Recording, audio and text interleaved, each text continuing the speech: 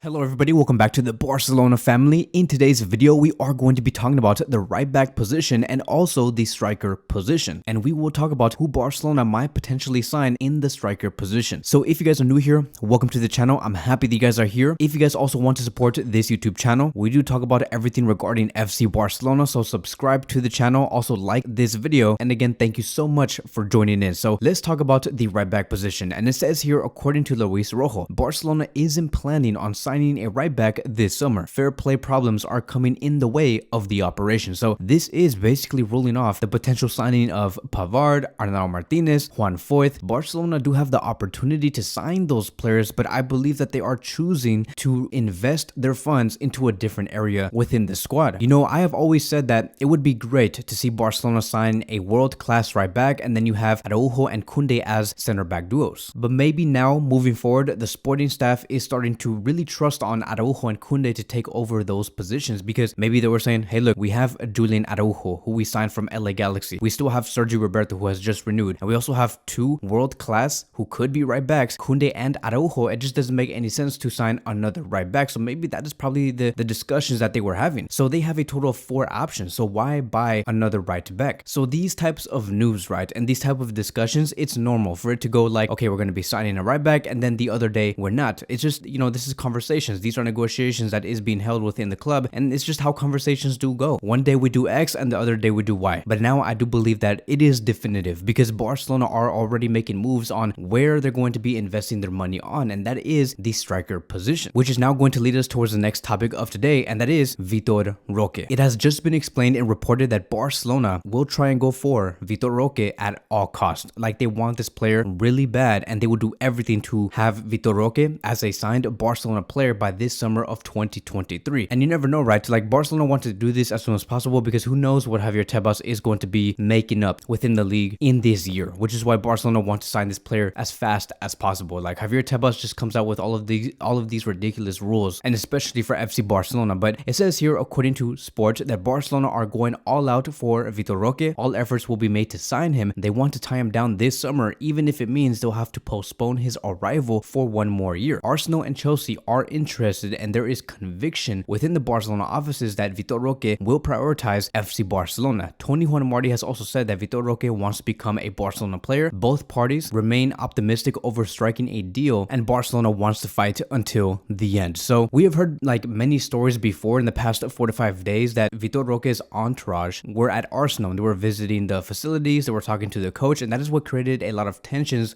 within the fan base, because we're like, there's no way that we're going to be bottling this signing. Like, we have to sign a striker, we have to sign the next big thing, and that is in this case Vitor Roque. And so I think that we do have everything under wraps. I think that Vitor Roque and the entourage were just trying to look at other options in case Barcelona cannot sign this player, which is ideal for like every player. They always want to have a backup or like a plan C or a plan D. Now let's just say, for example, Barcelona cannot sign Vitor Roque because he cannot register into the next year's wage bill, or Barcelona cannot sign him because his price tag is just too high, and Javier Tebas puts these restrictions that their wage bill is going to go even lower, or that Barcelona can only spend about 50 million euros this season on players. Let's just say that does happen. Then most likely Barcelona, just like the report does say, they're going to push the signing until the summer of 2024 and get him on a free. And hopefully by that time, the wage bill also does improve for that following season, which will be the 2024-2025 season. Now, if that does end up happening and it gets postponed, what's going to be happening for the 2023-2024 season, which is this summer of 2023? Like, who is Barcelona going to be signing to reinforce the striker position? And it says here, according to a reporter from Sport, he did say something very interesting, and so I'm going to quote what he did say. As the club has registration difficulties, the scenario of not being able to register Roque this summer is possible. That's why Barcelona may close his signing now but postpone his arrival for a year and go for a free number 9. And here all roads lead to Aubameyang. And it says here, according to Ferran Martinez, Aubameyang is an option that wins plenty of opinions at the club, and the striker is crazy over the idea of coming back. Xavi also likes the player who has good relations in the dressing room. So look, we saw Aubameyang in the locker room when Barcelona beat Real Madrid, and before the international break, he still has a very strong connection with these players. And Aubameyang almost looked just as happy as the Barcelona players as if Aubameyang did play in this Clásico. So he's still very much connected. And I do believe that Aubameyang can be a strong option for this summer and just do a one last ride that many of us did not know that we needed, because we always talked about how Messi is as a player when it comes to this is the